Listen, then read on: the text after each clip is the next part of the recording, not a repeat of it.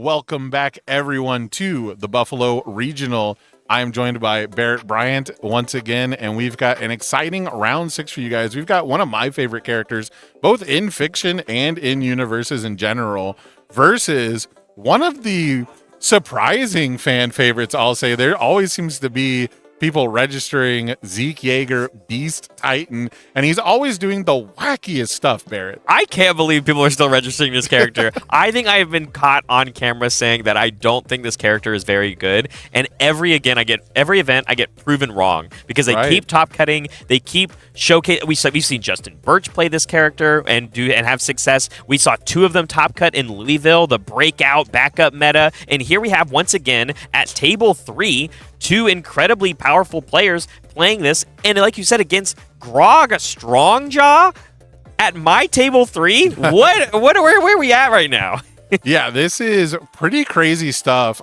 This whole format has completely blown me away. And granted, you know, we've seen a good mix of Guilty Gear characters and some tension attacks and things like that, but a lot of these decks don't seem like they were super impacted by Guilty Gear so much as the combination of people trying out new Guilty Gear cards with the previous ban list. I think the previous ban list is doing a lot of heavy lifting for this metagame. I couldn't agree with you more, honestly. As we're also paying attention here, this is a crazy large deck over here for it's the just Grog. triple sleeved. Oh, it is triple sleeved? Okay. Every time I say someone has a crazy big deck, they're like, it's only like 65 cards, and it's just like the poofiest sleeves of all time. Yeah, that's fair. But I could be wrong, though, because the lowdown I got on this deck in between rounds was that it has every piece of legal minus damage in it. Wow. I mean, that is one of the perks of the Earth symbol, which that is what this Grog deck is going to be played on. Going second here, of course, but we've got Zeke on the play here. And honestly, this is where this deck shines. I think why people really like this deck, it is a high variance backup deck is the best way I'm going to describe it, because if you find enough of the like Yeager's followers or these 1 difficulty backups and build them into your stage early, you don't really care about how many foundations you found in the beginning of the game, because as soon as you can transform as early as turn 2 with Zeke, you are no longer a 5-hander. You are going to draw so many cards off the top and transform, and you've hit this peak ability of Zeke Beast Titan now where you are giving stats, you're finally unlocking the potential of the character, and now any of these backups you find in your hand become extra card draw. Yeah, and I got to be honest, I really thought that because Zeke Yeager Warchief gets to draw cards by sacrificing backups and things like that, I really thought he was going to end up replacing this character. Yeah. You know, and then we saw them top together in the same event, be 3 of top 4 together in the same event. And so I was really, really surprised that it held on, but I was pretty much wrong about Hanji Zoe at this point, you know? So I thought losing 9 Titans was going to kill that deck. Losing 9 Titans should be a big deal to this deck and every Rock Barrage deck. But it turns out that the backup support between Falling Titans and Titan Pile and Beast Titans Rock Barrage all on this life symbol sort of package is just insanely, insanely strong.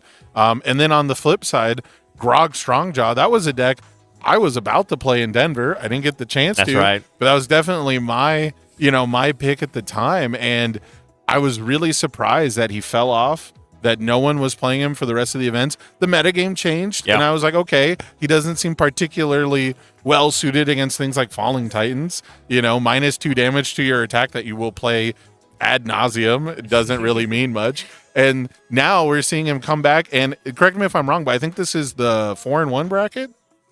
I can look it up. I won't even give you a lie. I will just tell you the answer because we have the technology here at this event. Do we? We do. I'm the man behind the curtain. I will never assume that we have the technology for anything at these events. That's fair. Okay, so we are at table 3. This is of course a Cole H versus Aiden L. Because the last thing I heard, real quick, was that Kyle from the Trading Post was the last undefeated or the last XO, I guess. Yes, there was only one 5-0 left, as we just watched 2 4-0 players draw with each other on round 5. So there's only one truly undefeated, and now we have this slew of 3 players that don't have a loss. The 2 we just saw tie. One more, who is that is not accounted for necessarily, but we have Cole H here that are both against Aiden at 4-1, like you said. So we are at the X and 1, and these are make or break rounds for these players. We're only cutting to top 8. X and 2 is scary, all right? Because there will be quite a few of them, and as we keep scrolling, there are quite a few draws the further down you go. Yeah. And so, and really quick, as you're scrolling past there, I see Ezra, who I got to talk to in between rounds during our fabulous B-roll footage. Thank you, Brian. And seeing him still X01 as he was after round 2, very, very cool to see that. So getting to follow these storylines throughout the event has been super interesting, but we finally get some action here. We've got a couple of attacks coming in for our Grog player. Looks like we got a Potemkin Buster to start things off. Yeah, very, very punishable if you do not completely block it, of course, but it's still being a throw, and of course getting you that Roman Cancel token, and then afterwards being followed up by a Biting Dragon Grab. We are very much just playing a bunch of throws at this point. Speaks to my heart. You love to see it. I mean, we saw cards like Armor-Clad Faith that have been brought into the format, which are great answers to throws, and we saw Mikasa defeats the female Titan still being played with air characters, but when you don't run into those matchups and you can just play 3 throws right off the get-go, all of a sudden your 34 health 5-hander against a 31 health 5-hander, you have a crazy advantage if the explosivity isn't there from Aiden. Yeah, absolutely. And we see another Biting Dragon Grab coming down. This card technically only has one ability, right? Yes. But it has 3 outcomes, or is it 3 separate things it can do? There's a lot of text on this one, and I hope I'm going to get it right because I'm not going to look it up. But this is the throw. Yeah, I'm yeah. thinking of the other one. You're right. There's that 5-diff one that you're talking about, right? Yeah, I totally agree. 5-diff one has 3 different abilities. I got excited because it's so rare you see the Ryukyu support here. But yeah, this one's actually just a blank throw. Yeah, and we're okay with that because guess where we sent it? Straight at a Genghis Frog, and because it was our 3rd attack of the turn, elusive keyword doesn't matter. So we're not only going to cash in on this momentum because of us hitting backups and getting some of these off of the board. We killed off Hitch that got built by Aiden, and this is where I think I'm loving the control from Cole here of, hey, I'm going to keep swinging at these backups because I do not want you to transform as Zeke, where you need that 4 backup number to get that transformation off. And so unless we can build one at form speed or at a blitz and whatever to build one into our stage, we're not going to be able to transform this turn, and that is exactly what Cole wants to do while also generating 3 momentum and a Roman Cancel token. But here is a way to get that 4th backup with a Hunter's Ally.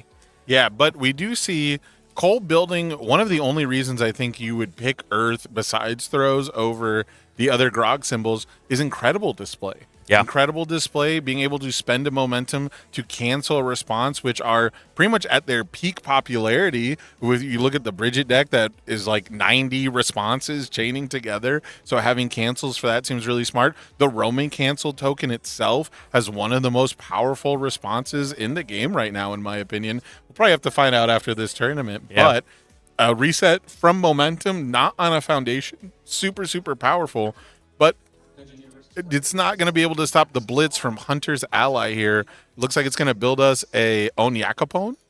We built actually the Genghis Frog. Genghis Frog, but we did then use our Zeke Yeager's other ability, which you don't really see very went to often. Hand. Yeah, so we're allowed to discard an attack from our hand, and then we can add any backup from our discard pile to our hand. So, so the front side does this exchange of you can ditch your attacks to draw or pick up these backups, and then when you transform into the Beast Titan, you can then discard your backups to pick up ranged attacks from your discard pile. So there's kind of dichotomy of this character that I think a lot of people have fallen in love with that is different than, like you said, what the Han Zoe deck is doing across the same 2 symbols.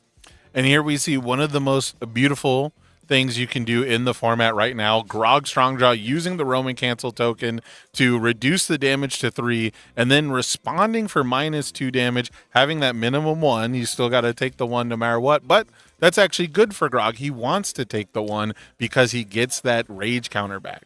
Yeah, that perfect threshold of if I can find a way to take 1 damage for every attack in the entire game, that's exactly how you want to play this character because all of those rage counters turn into damage and drawing more cards. And I think that's the biggest thing I note about, you talk about is this a world where Grog can exist? And when I look at Grog and I look at I'm going to bring her up again, Mikasa, Hizura's Hope, when you look at a 5-hander that is not actually a 5-hander, draws a bunch of cards with resources while also giving stats, the exchange for this character is you need attacks to land, you need to be able to find more damage reduction to take your 31 health and take it even further by using the responsibility on him. But you have to make sure attacks land on your side and on your opponent's side so that you can generate these counters, whereas Mikasa turns her stage into that advantage and cards in her hand for the reveal. So similarly shaped, but different symbols to have access to, which I think is that strength of Grog. Yeah, and I do think that the response speed on the damage reduction is a big deal. Mikasa doesn't really have the damage reduction, and while she might have 4 more health than Grog, Grog will probably get more than 2 responses off. But it'll be really interesting to see what Zeke can do against this onslaught of throws. The health gain potential on the life symbol, pretty strong. It looks like we didn't get the Zeke's health total updated. So I'm not sure. I don't think we're at 34. I actually think we are, because we've just been swinging at backups. Oh, is it just backups? But now, didn't the first the pot buster was at okay? I don't know if it was. I think we sent it at a backup. It couldn't be the frog, and then the second one was sent at the frog, and it wasn't enough to kill it. Fair enough. Or it was, and I can't remember. But we killed the hitch, we killed the frog, and I think we killed one more backup to keep Zeke off of the 4. We've now gotten to 4 because of that Hunter's Ally. And when we built out a tremendous amount of cards that we had in our hand because of the form ability off of Zeke. Although we are now on the Beast Titan side, now it is on Cole where, well, now I'll start swinging at your face. So we're going to whittle you away ever so slowly. What is that alternate card? What is that? I don't know what that is. I'm not even going to take a guess. No, that's okay. But we did end up we did end up blocking it. Of it looks course, like it's a 4 difficulty foundation. Which is crazy, yeah. But yeah, then that second attack, of course, that close combat tackle, being able to come in here and get a little bit more damage for Aiden, getting even more momentum and rage counters as we now pass back to Aiden. And here is where we are hopefully going to see the strength of this Zeke deck when you are sitting on 8 backups in your stage.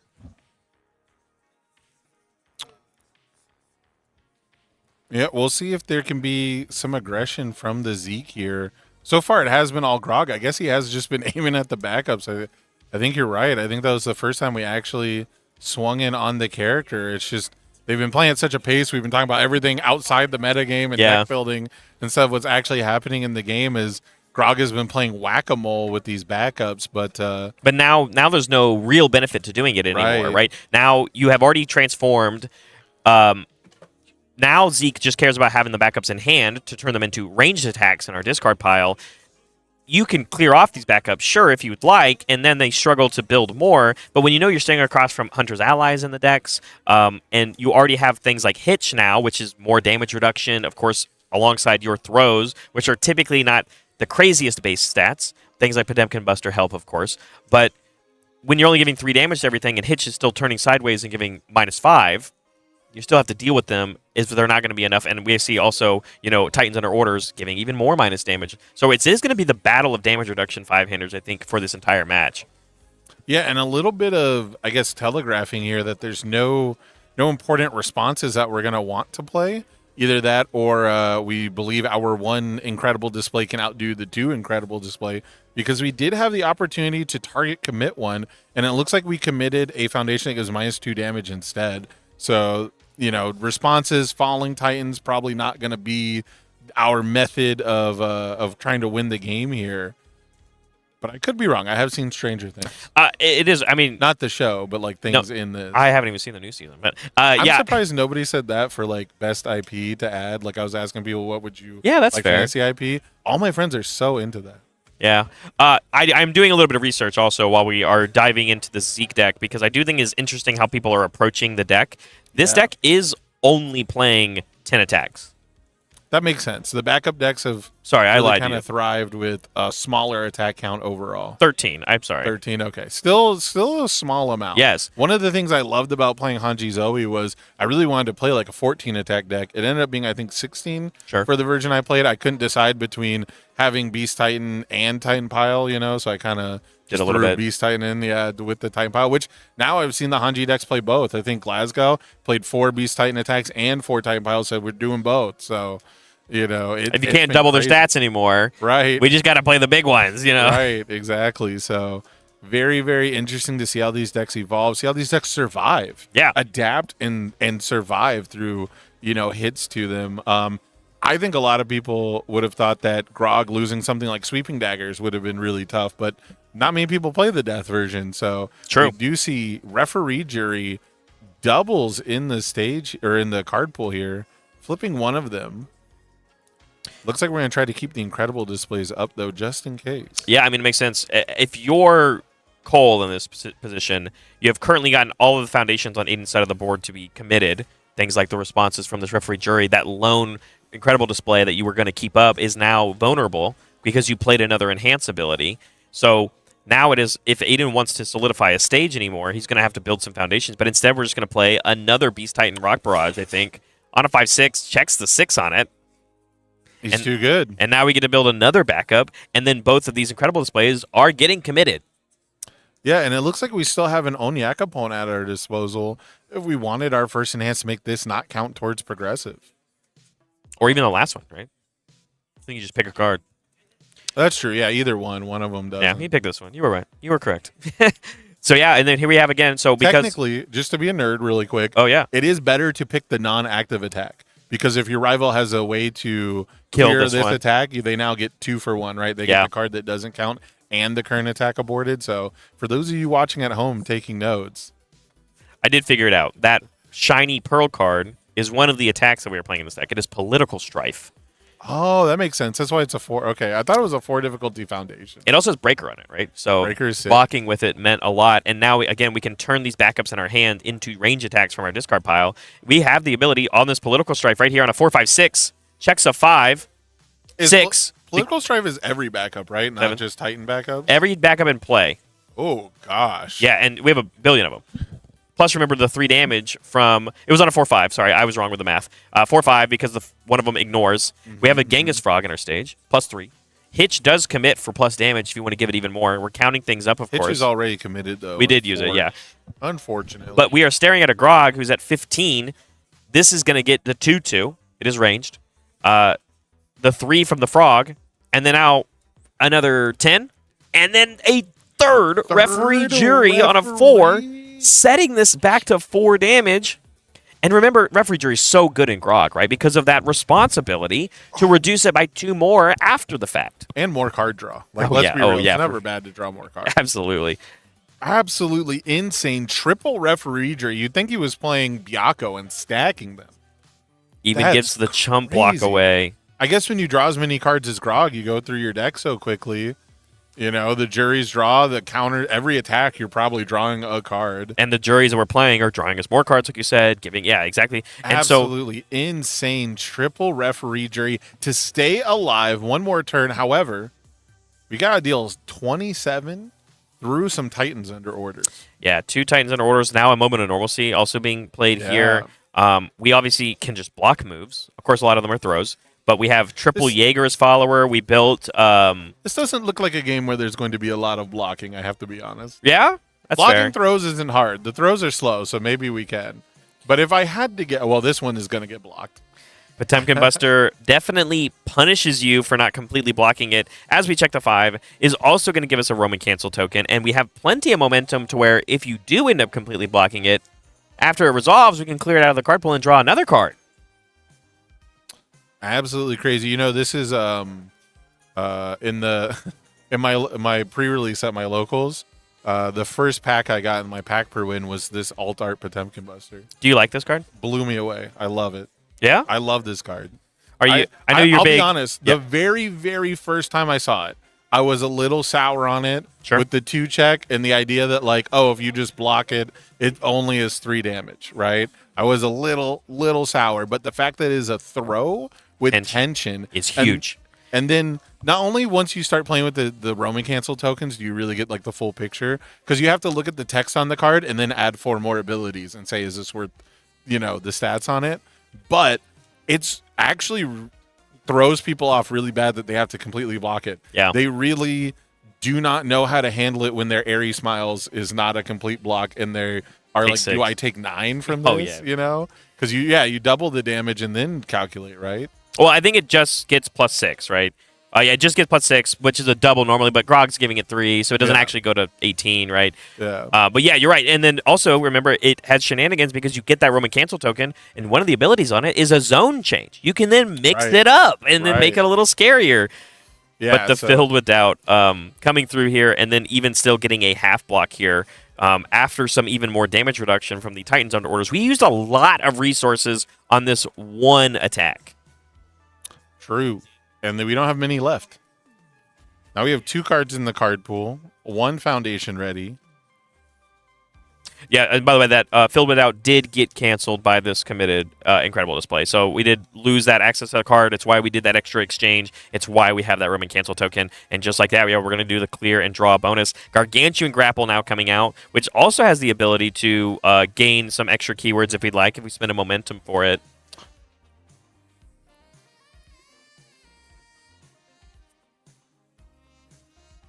It's just every throw, huh? It is every throw. It's just every throw on the symbol. Every throw versus 13 attacks. Yeah. It's every single throw that was printed and legal in this deck versus 13 attacks. I mean, there's only 2 Berserker Bites as I go digging in the list, but it for sure is 4 of the good ones, like Potemkin Buster. And here we have Close Combat Tackle, 3 difficulty throw that also deals with assets. We've seen like King Ghidorah's play this, but that's it for the attacks on this one. Oh, refreshing blend. Yo, this is one of the if there was a reason to play Earth Grog, this is actually the reason. This is the card that lets you spend momentum to potentially start gaining health while taking damage. If you can reduce down to 1 while gaining 2 health, you're actually +1 and you still get the counter. You still get to draw cards. I might be getting converted from a death symbol purist as far as Grog goes. I think I can't disagree with you, man. I think there are so many powerful cards on the Earth symbol, but in the world of AOT with 3 sets not receiving the support, people have not been paying attention to it. And you have powerful characters like Grog that you were even convinced to want to play at the beginning of this year. We've gone almost a year later now, as we're approaching into 2026. Now we're, the 1-year anniversary for Hex in our game is March, right? Yeah. We're coming and approaching into it where you have to take a part where you're going to give us the super reveal of the next Critical Role product that you totally know about, and I'm not just making up.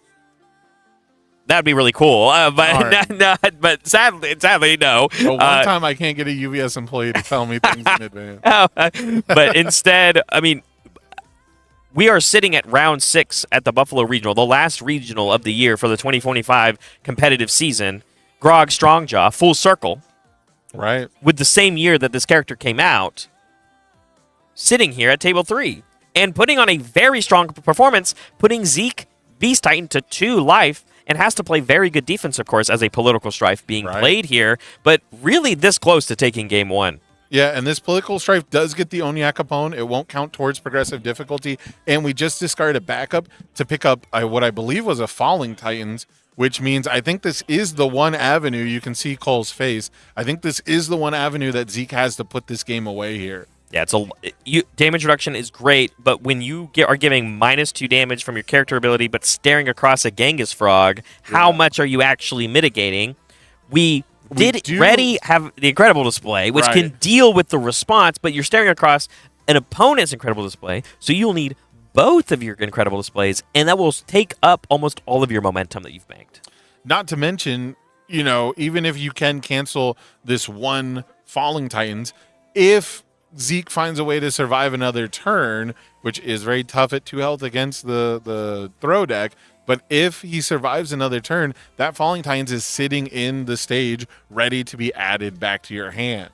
So there is still a clock here. Even if you can survive this turn by spending all those resources, there is still a clock that you're on. But at the same time, Grog has put Zeke on a timer with all these throws. So this has been surprisingly back and forth for a game where Zeke's health did not change for like the first 3 turns.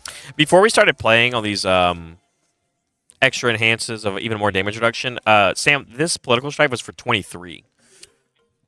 That is huge. That one-shots some characters. I think just like that, we go, I don't have a low block. Oh, no. And so game 1, unfortunate, going to Aiden. Yeah, I mean, we got through triple referee jury. If you don't win the game after that, I cannot feel sorry for you. As much as I would be rooting for Grog over Zeke Beast Titan in this matchup, you know, you had the triple jury. The door was open for you. We got this close to health. Both of these decks great at reducing damage. You know, seeing the seal effect, the filled without on the Potemkin Buster, and getting the partial block after the seal got canceled. There was so much back and forth, so many resources in so many ways. The Roman cancel being spent on the block, like cards were flying everywhere. That was a high octane matchup for game one, but Grog's going to get to go second game two. And in my personal experiences, throw decks love going first because they really get to establish the tone by seeing how much you're willing to essentially give up turn two. A lot of times, players don't want to partial block an attack with a really good card, especially if it's a really good attack. And so throws really kind of mess that equation up because now every card that you could block with is a partial block. And so every good card in your hand is something you don't really want to block with. It's a lot easier. It's a lot cleaner if I'm going to block with the best card in my deck if I don't take any damage from it. Yep. But if I'm still going to give up momentum, I'm still going to take damage from it, that question becomes a lot harder. A lot more mistakes get made. No, I think that's a great point. And what's I think even more interesting here is unless Aiden was just way quicker, I don't think Aiden's going into a sideboard at all. Meanwhile, Cole has quite a few choices that he's digging through right now to figure out what he wants to bring in, having now lost game one. Would not surprise me. Yeah, I mean, it's very interesting. I want to pick your brain only because, like you said, setting the tone, I 100% agree with you. The throw deck, asking the question of how much of your life are you willing to give up right now versus the cards in your hand versus these very easy to block ones. But when they're cards like Potemkin Buster, it puts a lot more pressure on that player on, hey, if you say no, how does 12, actually maybe 15 damage sound to you? Exactly, yeah. That 15 damage in Grog is pretty insane on just a 5 diff. And, you know, we've seen him open with it a lot. One of the things I found is, you know, you can just put Potemkin Buster in a Tri-Gravity Beam strategy, and you can just snipe the mid blocks. You can just force them to partial it and take, what was it, the 6 damage? Yeah. You know, it gets +6, and then they take half. It's back to basically like you just took the full 6, right? You took an unblocked attack. You get every card out of their hand. They just take 12. It's just a 12 damage move with no momentum needed, and that's incredible. So I'd like to see if the Grog maybe opens with some other attacks, baits some blocks out, then play the Potemkin Buster on a 7, maybe on an 8, a super commit out for the Potemkin Buster for 12 damage. That could make a huge difference compared to the way we were seeing it be utilized in game one. I'm glad you brought that up. Actually, my favorite version of a deck doing that is Yasha. Oh, I've seen that, actually. I have played against a Yasha deck doing that, and I definitely underestimated it. Because she gives a ton of damage, and then she can also turn those rage counters into more discard once per game, 2 cards out of the way. If you're playing things like Tri-Gravity Beam, things like Potemkin Buster are doing full damage, and depending on how many rage counters you have, a lot of damage. So, and you got the tension, you know, the Roman cancel token for a little bit of defense if you don't close out the deal. Who do I have to petition to get Potemkin Buster Rad to have Fury? I don't know, not me. Do you know how sick it would be if you could give it powerful, if you give Pop Buster powerful? I would like to Rage would be a staple overnight. That's fair. You're all right. Also, I think that card's underrated. While we're getting through these build turns here, can we just talk about how I would like to Rage, like, doesn't count towards progressive and replaces itself, and you should actually just always play like a one of it. In any deck over 60 cards on symbol, I feel like you should just play one of. I agree. And I've only really seen it play in like Allura decks. Yeah, it doesn't count towards progressive when you block with it too, right? Like, I'm not crazy. If it's the first copy of the turn, I think it does not count towards progressive. And it'll always be if it's, you know, the one copy in the deck. I don't know. Even if they seal it, even if they get rid of the continuous ability on it somehow, I guess sealing it would this one count. But even if for some reason they make it count towards progressive, it like removes itself. Yeah. You know, like it's so good. Maybe give powerful, right? Yeah, whatever. Can I instead just push you on some chaos character that can play Potemkin Buster and we just play surprising strength? Okay, I'm all ears. You have power to do? Powerful 2. As long as it's not Godzilla, I'm down. Well, that's one of them. That is one of That them. is He's one not of them. bad. On Earth Godzilla, yeah, absolutely. He's not bad. But yeah, that's a fun one for everybody home that wants to do that. Like you said, on these early turns, this is that turn that we're talking about of we went first as Cole. We built 3 foundations, and although we checked a little poorly on this second one, we are setting the pace of we are playing 2 attacks. The first one's connected. The Gargantuan Grapple has connected. We've already gotten the Hitch Enhance defensively from Aiden here, so we are getting some damage, and we have changed our strategy. We are not attacking the backups anymore. Yeah, I think it's the difference between going first and going second. I think when you're going second, you're looking at it as how long can I stop you from transforming. And also, I think we might have learned from game 1 that you can't really stop it. There's enough backups in this deck. Aiden has shown that he's definitely willing to just build more backups than foundations, right? Yeah. Like the ratios are just there to hard play backups from the hand. And so getting that damage in earlier, getting that health total whacked at away earlier, I think is definitely the better strategy. And especially since none of these are like the really impactful backups, right? Like a Hitch is a big deal. Onyakapone can be a big deal. What's it? Titans Under Orders is something you probably don't want to deal with. So if you were just trying to get momentum anyways, take that one out. Man, it's so funny you say that because we missed lethal against Aiden last game by 2. Correct. And we sent 3 of our attacks at backups. Yeah. So like... And those Titans Under Orders, I believe one of them got to be used multiple times. I think one of them killed itself by being used the second time. And the turn that we attacked those backups to potentially stop that transformation very quickly from Aiden happened anyway. Right. Although, yes, there were technically less of them in the stage when it happened. Yeah. It happened anyway. So now I do like this shift going first. I will be more surprised and interested to see what happens if we go to a game 3 and if the same strategy from game 1 comes through for Cole. But we have to see, of course, how that is going to go. As the transformation from Zeke has now already happened, we drew a ton of cards. We were trying to establish our stage. But checking that 3 on that Beast Titan Rock Barrage to get to the 4th backup is going to make checking and trying to build these foundations a little scarier. But, again, when you're only playing 13 attacks, you can get away with it. Yep, we made it through the turn without failing a card. We do have pretty much everything committed, though. I mean... The Yeager's followers can provide a healthy amount of defense. There's 4 of them in play, so it's 5. -2. Yeah, sorry, there's a hitch hidden. Sorry, yeah, 4 of them in play. They each give -2 speed, right? Yeah. So you have -8 speed across the board. I think we built a Knight's Rest earlier. We saw that. We saw that in the Sungjin Woo deck do amazing. A lot of work. Yep, the -2 speed then ready it allowed us to just barely block a huge phantom threat from Deku that got sealed. So it lost flash, and then we did -2 speed, ready the Knight's Rest with the backup, sacrifice the backup, commit everything. Now we see the block on the Potemkin Buster. So I will say Aiden has done a really good job of not getting caught by that Potemkin Buster. But again, Barrett, I have to ask, if the Potemkin Buster was the second attack played here, Would we have gotten a little bit more mileage? Would our rival still have a mid block? Also, when do we start changing the zone? When do we start doing that? Right, use the tension to. That's what I'm saying. I think we did that in the last game, and they blocked with a 1 high. Oh, then we felt bad. Yeah, so maybe we're going, okay, the life symbol, not the one to change the zone on. And we also life symbol has things like Syndicate Target, right? Onyakapone's a 1 low that you can add to your hand with Zeke Yeager's ability.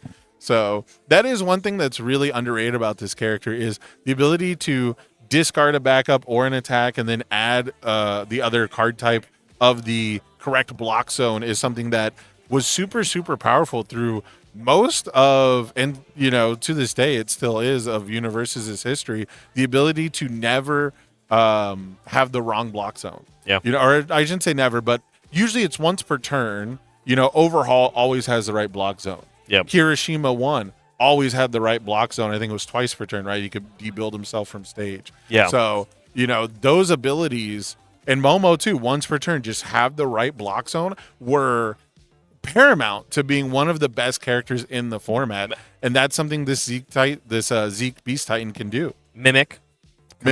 Pick Yep. up one. Even before that, right? Cross turn. Go pick up the right block mod. Not just sculpt your hand, but aggressive. That one's not quite as on demand, but you're not wrong. But it happens, You're not wrong. It was like that. You're right. But we did play 3 throws, knocking Aiden down to 12. And then attempted to build afterwards, not really checking super hot, though, of course, after playing all those attacks. So although we progressed our damage and our momentum game, our stage is still pretty unhealthy and completely vulnerable to now this offensive turn coming here from Aiden. As the Hunter's allies coming through, we're going to be able to build something, some ally. A Yeager's follower. We love those ones. We're gonna have all the friends. We are lucky it was not a Genghis frog. That is true. We have not found one of those yet. Genghis frog plus like 2 political stripes probably kills a Grog here. Yeah, especially because, like you said, we are on this backside now of Zeke, Yeager, Beast Titan. Any backups in our hand just turn into those very lethal ranged attacks, including this one, right? And we also see, we're going to be able to discard a backup to go get one. I think there's already a Falling Titans in hand. And with the no progressive, we don't have any bonuses to our checks, though. Yeah, that's the hardest part about this deck is it's not doing what War Chief does. It's not even doing what Hanj can do of like tapping your backups and then getting rid of them. You have to play them on raw 6s, sometimes 7s if you let in with a Beast Titan Rock Barrage. That I would say is probably the biggest downside. Right. Because he does still supply stats at some point. And here we're going to see it on a 6, and we've already confirmed our check with the ability of these Yeager's followers. So that's the way that you answer the question that we just asked of how do you pass all these checks? Well, you just take a look at the top every single time. And it looks like that 5 or that 6 on top is going to be good enough. Rodan, eat your heart out. And I think it's also why we see for strong cards that I see people playing, not just at this event, but in general nowadays, things like One Man's Inferno having a lot more range in this format because of the way that characters like Rodan stack their deck. Or we've seen Crystal Lens in the character breakdown again, coming out of the woodwork all the way from a year ago, where Travis wins with it at the Nationals last year. Things like One Man Infernos matter against not just those decks, but things like Yeager's followers. Yeah, I mean, it's so funny when cards like that become relevant, right? Yeah. It's so funny. I think it was the Unyielding in the last round, right? Where it's like, this card kind of disappeared. Everyone was belly aching. It was the end of the world. The sky was falling, but not because of Falling Titans, but because of Unyielding debuild, putting you in prison situations or other things that I didn't listen to. But it went away, and now we're seeing a deck that you would typically try to use it against, like Rodan, utilizing it, unfortunately, against the character who's probably the weakest to it, which was Ymir. Yeah, that needs to be at that 9, and having lost a lot of tools. Yeah, it was like ironic to see Rodan do it, and then it was so ultimately perfect that it was against the character that probably needs to transform the most at 9 Foundation. So, yeah. And I think it was at 9 specifically that Ymir kept getting hit with it. So absolutely bonkers stuff. And speaking of bonkers, we got another Falling Titans coming down here. Number 3, I believe. Yeah, guaranteeing the 5, committing 1. We've got 2 more cards we can commit. Finally having the Milla bad check. So it'll be interesting. Do you do the second Yeager's here? I think you don't. I think you just know the ratios on your deck, right? But obviously Aiden knows better. He's the one playing the deck. And, you're in such a pretty good position of being able to continuously threaten this that this one resolves. It's not getting blocked, obviously. We've tapped completely out. All we have used so far is a defensive ability of the Jury. Mm-hmm. And so now the question is that we play this next one. We're going to tap our last Foundation here. We can still tap Zeke, but we have no more confirmations of checks. But there's a world where another one gets played after this.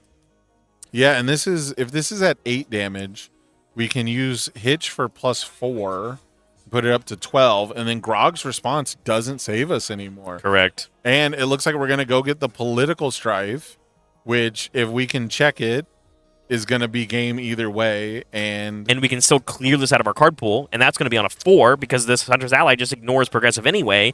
It is quickly showing a scary situation. Oh my gosh, the hand of Cole is so many Potemkin busters, as I think we are trying to be draw. Looks like we're finally getting that defensive roaming cancel token, actually only taking 3. Just kidding, Grog says I take 1, go down to 8. But that was something that we probably really needed to use against this Political Strife that we saw get picked up. And instead, well, I mean, I don't think we had an option, right? If we can't block, yeah, we can't rely on the Grog because of the Hitch. So Aiden's just sequencing this beautifully here. I think all he really has to do, I think he's trying to decide if he wants to add Falling Titans back to hand or not, and I think you do. I think you It would lose a backup, though, which is technically a damage off a political strife. So do you just go for it on a 5? Do you just play on a 5? And of course we do. We're going to have so few attacks in our deck, and now we'll get even more bonus damage. It gets the 2/2, of course, from Zeke, and now it's going to get the +4 from the Blitz, presenting 7, 8, 9. That's exactly what we needed. No juries in sight. I think it's off by 1. Is it off by 1? 9, and then the -2 from Grog, right? Would put it. Oh, it starts at 3. Yeah, it's 3 base. I thought it was a 4 low 4. Oh my gosh, Grog is gonna live At 1 once again. Well, then the answer, Barrett, was to play the Falling Titans, commit Zeke, and then play the Strife on a 5. That is also true. Oh my god, how many times has someone lived at 1 today? Today alone, I've seen it happen 4 times. Oh my goodness. The question is, can we send this back? Can we do 12 damage with our throws? Immediately slams a Potemkin Buster as the shifts are coming down here from Aiden, and he says, hey, man, how many mids do you got? How many mids do you got? And if you do completely block them, here's my Roman Cancel token. To clear it, draw a card, still take half, 15 damage Potemkin Busters coming through here. And I know that there's another one in his hand. I saw it. It was the most explosive hand I've seen so far today with a double Potemkin Buster. I mean, Sam, I think we're getting a game 3. I think we're getting a game 3 too. This is absolutely insane. I thought for sure Aiden. I was talking about how well he was sequencing. Yeah, he was good. It was very good. But we just had to take a tiny bit more risk. We just had to take a little bit more risk. Commit the Zeke. Is there something wrong with Zeke being committed? Do you lose the 2/2? No, you just lose the enhance of which pitching. we already had it in hand. Yeah. We did see the fill without come through, of course, though, but we did try to buff it up a little bit more. We're even now seeing the pickup ability from the shifted Falling Titans. We have a high block in our hand now, which I think is the only card left in our hand. I believe so, too, yeah. So this partial here makes sense because it's not going to get the bonus damage from the Potemkin Buster. Well, it gets it if it's not completely blocked. Yeah, but it's sealed now. So this is like the most minimum damage we can take. Yeah. It's too many things. Yeah, I agree. But Potemkin Buster has like 4 routes, and sealed is the 4th one. Potemkin Buster number 2, though. 0 cards in hand. Game 2. Cole, you have a good reason to be excited. Going to Grog Strongjaw. We have a match with 19 minutes left in the round. Absolutely insane plays here.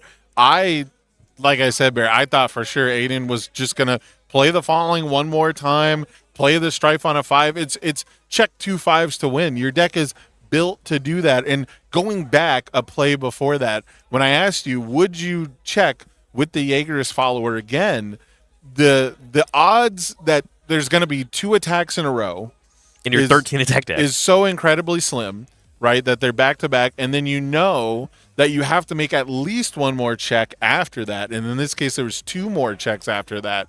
So being able to scope the second check in the sequence of the 3 checks that you have to make from this point, the odds that you're going to reveal an attack very low, and then you get to basically risk a blind 5, and then you get to scope the second one, your odds go way up for winning that game. And I think if he could have guaranteed another 5 to commit Beast, he would have definitely played the Falling Titans again and then played the Political Strife on a 5 and won the game if those were both 5 checks. Absolutely. If he peaked again and then had to mill, who knows? Who knows if he would have made the same decision. But either way, there's no reason to make the decision where your rival lives at 1. At the very least, hold the breaker block. And you're already up a game. That is the position that you're allowed to play those risks. Correct. But again, a lot of these players playing for meaningful chances at the World Championship this year. They're playing for these points. Sometimes those nerves get you.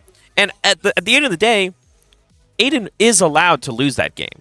Right. Because we win game 1. So it goes both ways. Are you a risky player? Do you take the opportunity to close the game out at that moment, take the match by making that risky play, by not looking, testing your resources, knowing your deck, knowing the math, or just go for it, miss lethal, question your opponent to answer it, which they did. Double Potemkin Buster usually gets the job done.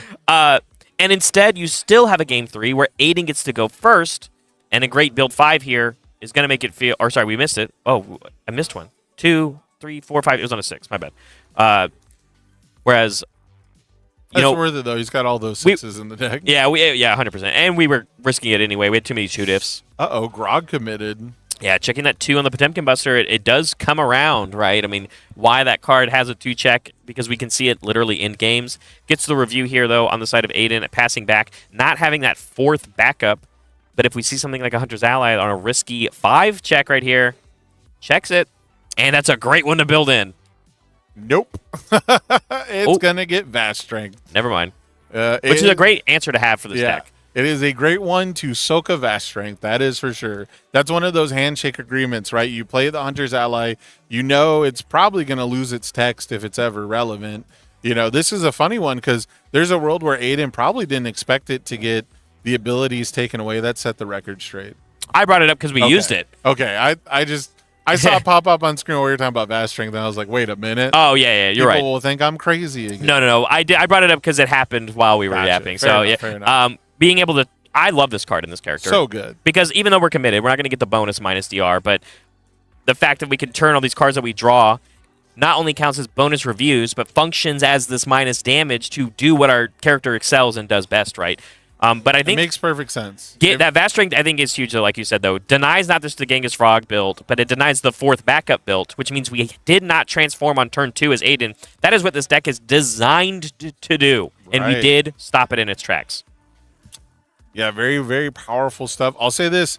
When Grog first came out, Set the Record Straight was probably the #1 card I had to keep recommending to people who would show me their Earth and their Fire Grog list, and I'd tell them about it, and they're like, what card is that? You know, it's such an unpopular card, but it fits so perfectly for the Grog game plan. You know, it's almost like he's built for it, to draw a card when you take the damage, discard it to take less damage. And I don't know if you were playing it this time. I think it's actually a little bit before your time, but do you remember Matthew Turner's Clark deck? It won Pulled My Trigger. No, that was before my time, but it's a very similar game style. Talk to Jeremy Ray about it. He'll almost certainly know all about it, because Key Techniques had the same ability. I know that one. Discard a card, -2 damage. No one liked it. No one played it. It was a 2-diff, to be fair, so it was a little bit worse. But Clark had the ability where when he takes damage, he gets to draw a card, and he gets to commit a Rival Foundation. That was pretty good. Yeah, so it's very much Hood. It's like the Hood response. Yeah. And so only he didn't have to commit his own foundations. So the only way for the Clark deck to get, you know, foundations it doesn't want to draw out of its hand while getting value for it was that Key Techniques, and it was an insane amount of damage reduction for 2014 when it won. And at the time, anti-stun effects just weren't very good. They weren't that popular. So you basically had to give up your best foundation to ever deal damage, and also know that your rival is going to be reducing the damage of every single attack you play by at least 2. And it was incredibly strong and oppressive. And it's so cool to see the echoes of that deck that won a world championship for the teams format here basically 10 years later. Yeah, giving I guess you could say, giving Cole here a very strong-jawed chance with the tenacious damage reduction that he has in the power of Grog with that combination. Playing a little bit of catch-up, of course. We are approaching Game 3 for Cole the same way we approached Game 1. We played both of those attacks that turn against backups. But our stage was in such a good position to protect those throws from damage reduction, we used our moment of normalcy aggressively, resetting the damage of our attack to deal with and kill these backups off. Second attack kills off another backup. And then following up with some incredible builds, more Vast Strengths hitting the stage. So we're having and setting ourselves, I think Cole is in a much better position now, denying the transformation ability from Aiden once again, as Aiden just builds and holds 3 foundations here. But these are also some of the most foundations I've seen Aiden build all match. Correct. So yeah. This is the most I think I've ever seen any Zeke Beast Titan build. Half for foundations-wise, yeah. Which, you know, now that I think about it, Aiden might be the only person I've ever watched play this deck. We had it on stream during Wubb's climb for his win in Louisville. He had to play against one, I'm pretty sure, and we put it on stream. But was that not Aiden? Wait, you're right. I think it was Aiden. Yeah, you're right. Yeah. It was Aiden. I thought, because Aiden's friend, Aiden's other local, I believe, was the other Zeke Yeager at that tournament that was just bubbled out of the top 16 of Louisville. And they both have been working on this character and playing this character quite a bit. So, yeah, I guess you're right. It was Aiden. You're right. That was on me. It was Aiden. It was Aiden the whole time. It was like you pulled the Aiden mask off and Aiden's under there. Yeah, Scooby-Doo mask. Absolutely. So, Yeah, you're right. I mean, Aiden having great success with his character, really knowing the ins and outs, and maybe the change to playing more foundations, maybe shifting the way that this game is going to be played. Because guess what? The opponents, the players of UniVersus have leveled up their gameplay on how to play against these backup decks. You, as the backup deck, have to adapt and change to that as well. So now we've seen the most foundations ever from it. We see the hitch for the moment of normalcy once again. Yeah. Berserker Bite. Killing off the Yeager's followers. Berserker Bite on a 5. We're going to check a 2, unfortunately. And there's going to be a lot of damage reduction. A lot of fake health is getting committed there. Yeah. I think that was, what, at least 6? 2 pull from danger and a tough skin, right? So that's tough skin, yeah. That's -1, yeah. That's 7 health we just technically dealt. Yeah, if to kill a hitch. Yeah, if we win next turn, if Zeke Beast Titan like kills Grog next turn, it'll be very interesting to know if 7 fake health would have changed it. Ooh, sacrifice for the cause, hitting the stage for the first time this match for either player, since they technically could both play it. Not only does turn the card advantage into your hand on this opposite axis that we talked about for for the set the record straight, but it also cancels a damage reduction ability. Yes. Which is very good for what we're seeing in this back and forth matchup. And again, hopefully, Cole maybe keeping Aiden off of another chance to transform here. Checks a 3 on this Beast Titan Rock Barrage. Yeah, we do see also the loyalty of a friend in the stage for the first time. Yeah. We're talking about canceling we finally have the cancel for the damage reduction in the one game where our rival has the really big damage reduction available. Uncapped, right? Yeah. That was uncapped. And we do have the Rock Barrage. Now, the Rock Barrage cannot build Hitch. Hitch is a unique backup. Correct. Or Onyakapone. Yeah, or Onyakapone. So those would be your typical targets, but not going to be the case here. So we'll need a Hunter's Ally to get one of those two, but we are going to get +1 to our backup count. And Cole's doing a much better job, it seems, of denying the transformation this game. I wasn't a huge believer in the strategy, but I totally understand why it's appealing. I understand why it's especially, can we just point out Potemkin Buster, the unblocked clause, perfect for swinging at backups through DR. Kills anything. Kills any backup, right? Yeah. And it even stops, again, that other weird line of text that Potemkin Buster does have. It stops any abilities that would occur during the damage step. So if your opponent is also playing Roman Cancel tokens, correct, yeah. You can deny, your opponent can't play that one to set its damage to 3 to maybe save something like a backup, but not necessarily seeing a ton of these tension attacks in the backup deck because there's a very tight space for these type of archetypes. But here we see Hunter's Ally. This is getting our 4th one. Yeah. So all of that work we've done, although, like you said, the game state for Cole has completely shifted compared to Game 1, our stage looks way better than in the context when Aiden was eventually able to transform like he is now, and we have 4 momentum to sit on. So there's a world now where obviously Cole will shift his focus of these attacks now starting to swing at Aiden, and with high impact cards on our stage, like this Set the Record Straight for more DR, triple pull from danger. Dramatic Exit now? Yeah, we've seen Dramatic Exit as well for this minus speed. We have extra tools on Cole's side of the board. Hopefully now, when we start swinging with these extra throws, we can deal with this 34 health maybe at a more efficient pace. Yeah, but that Dramatic Exit is it's probably going to be an offensive threat here. Yeah, I wanted to talk about it because Grog has this big, beautiful stage, but if we dance our way into Deadlock, we've seen the +2 speed for each backup become something incredible. And now Grog's not typically trying to block, but when you've got this many cards in stage, it behooves you to completely block one attack. Yeah. That's more damage reduction than Grog provides or any of these cards individually. Granted, you'll probably flip some of them before you do it. So it'll be really interesting to see if like something as strange as a speed manipulation ability is actually the deciding factor against 2 basically damage reduction decks. Yeah.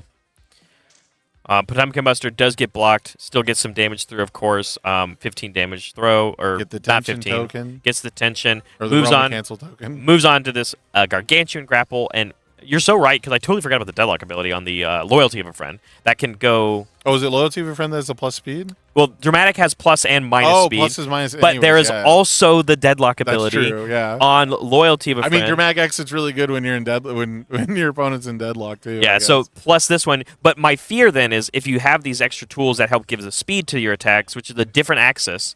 Right. It's obviously not what you would expect to be what beats a Grog, but you also don't expect Grog to have 10 foundations in stage. And is it also maybe scary to do that kind of play on something like a political strife?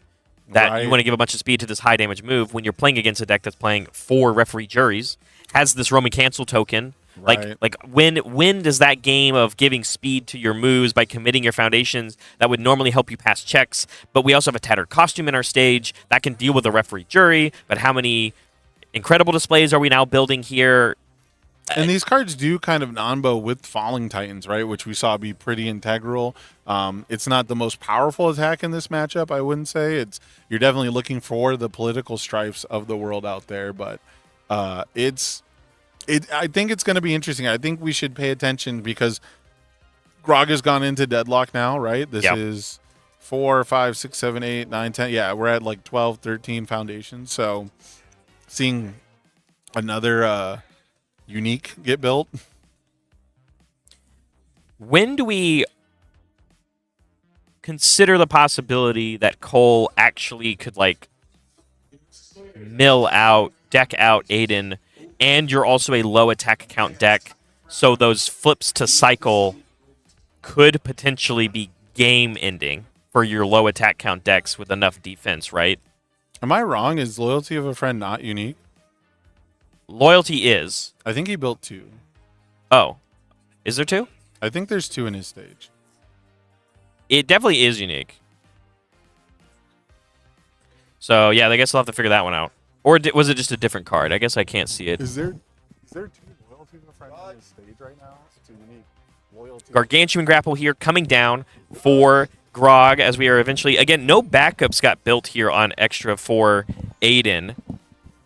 I'm trying to check into the stage too. It looks like that looks to be like a Driven by Retribution. Ah, there it is. Nice. Okay, yeah, got it caught up. So yeah, that one of those has to go away. Can't have 2 of those in the stage as it is unique. There is a Driven by Retribution though. Yeah, we did build one of those. And I saw like, well, wait, that's a 3-diff, So but the Gargantuan Grapple, of course, we're going to go ahead and get a huge amount of damage reduction, and we're going to use the Hitch. And holding on, I think, still to our sacrifice for the cause. I don't think we even used it to respond with.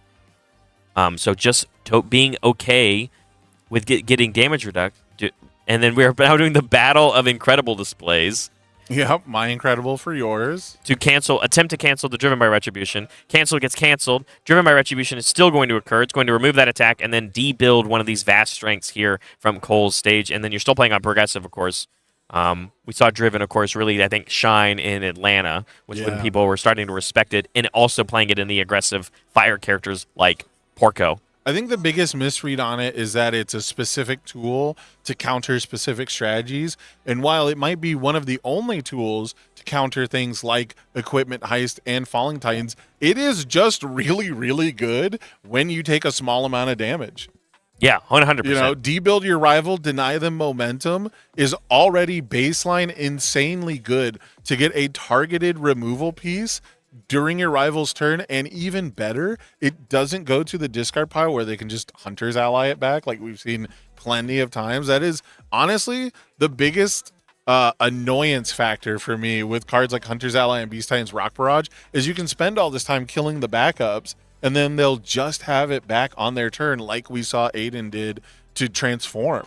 That is so frustrating to play against. But what's also frustrating is when your rival plays only throws. Yeah, but I mean, damage reduction, of course, being a good strategy against those things, but blocking with things like Syndicate Target don't feel as good when you have to take the extra burn and then still also have to block these moves. Speaking of having to now block with one of these key cards here for this deck to close out this game, Falling Titans, losing that in our hand, gonna have to find that again when we cycle. Going down to 1 card for Aiden, 12 health. Committed a lot of resources here. Yeah, 1 in hand. Sorry. He's at 2 cards in deck. He's about to cycle. Yeah. So as long as the attacks, we're counting attacks over on Cole's own side, as he's also getting relatively low on his deck. And once he cycles, he won't have targets for his character ability to discard and add back to hand, and that could be absolutely huge. However, time's about to run out. I can't remember who went first. This is Cole. Aiden went first, right? Because Grog pulled it out in game 2. So okay, yeah. If Aiden passes, so if Cole here ends his turn, Aiden is probably only getting one more, and it's the next one, right? Having gone first. Yeah, so these are going to go to the discard pile. We're going to have to go through some serious, game pieces here of like not only readying or reviewing and drawing cards. We're going to have to cycle. It's going to take a couple of extra minutes. Oh, he had more than 2. Wow. Oh, wow, that was way more. He had a whole hand, yeah. Oh, wow. The top-down perspective really got me. It really does, yeah, it gets you. It looks like it's 2 again, though, doesn't it? Those are like perfectly stacked under it. Okay, so not quite cycled yet, but we've got basically like 1 or 2 control checks we can make before we lose that that discard pile here. You basically, it almost feels like you have to find the one card.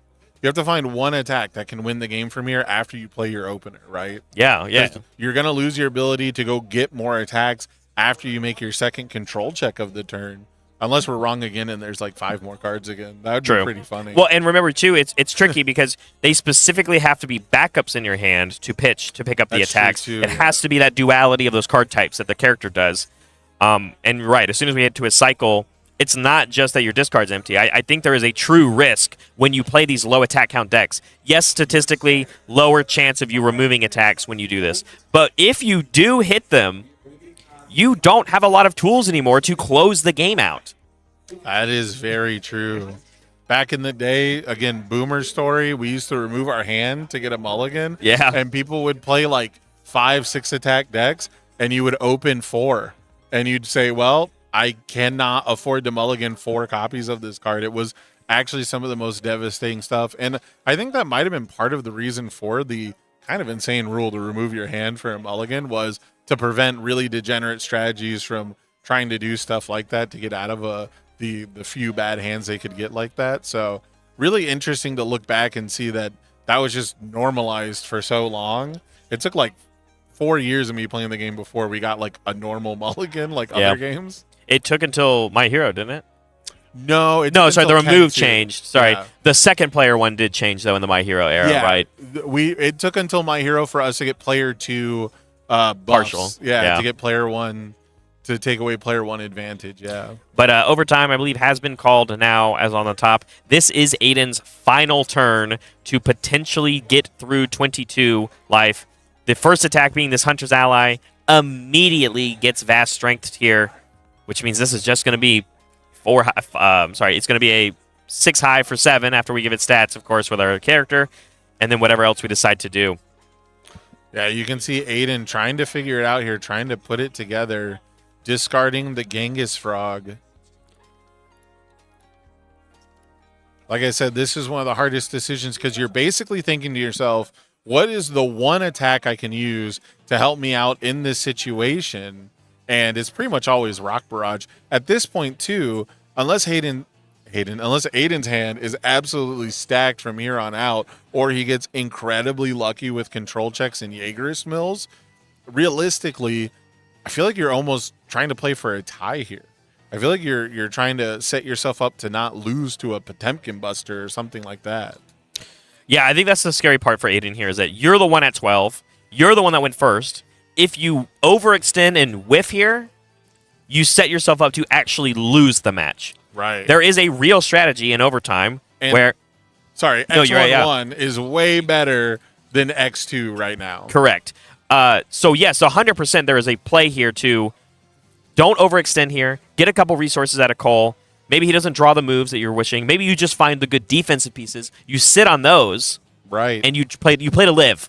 And I don't normally recommend that. I normally recommend playing to win, not playing to live. So, but...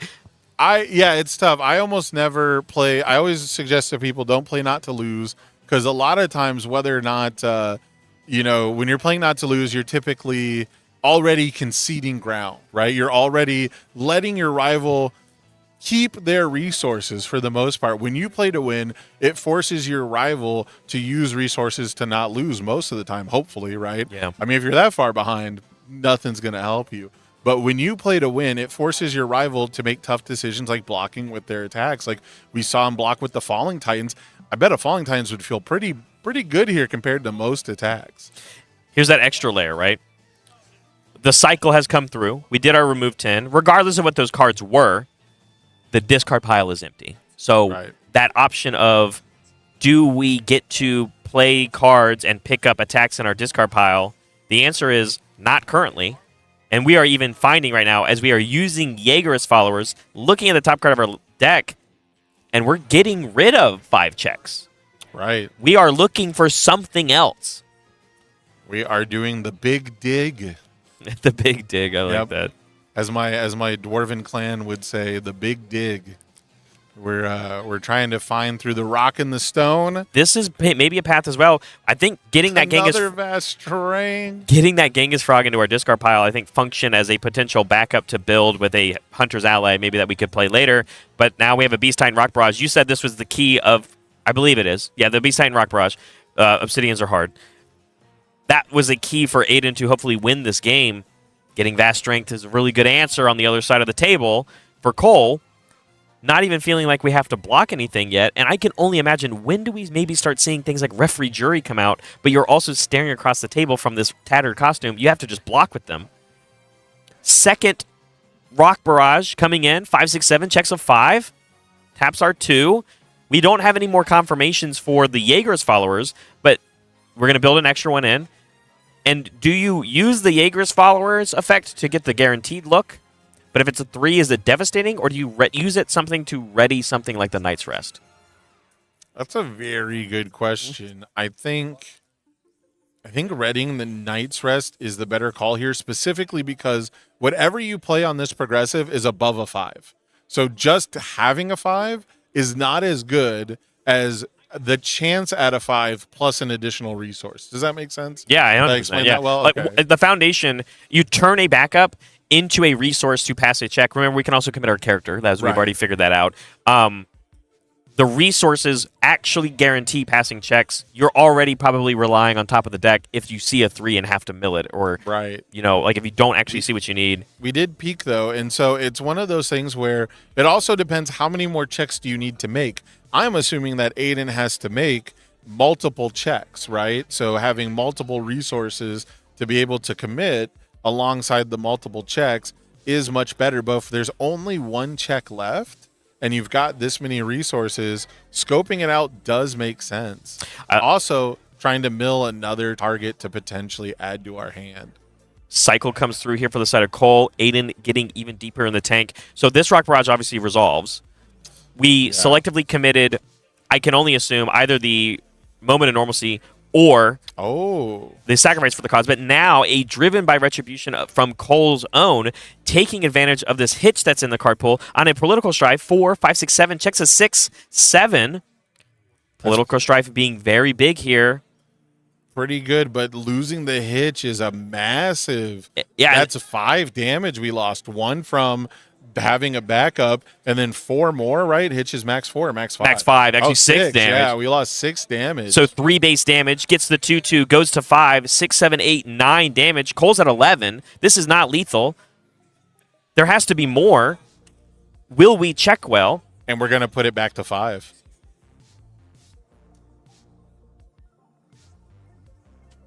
It looks like they ran out of overtime? Did we go to 10 minutes in overtime? I don't think we did. I didn't feel like it, but also maybe like misunderstanding of like, I mean, a draw I think has happened, but like I thought Cole had one more turn, so I think I don't know. So maybe Cole's just stoked to get the tie and get out of here. I don't know. I think you go for the win. Like you have an extra turn, right? Maybe Aiden scooped. Who knows?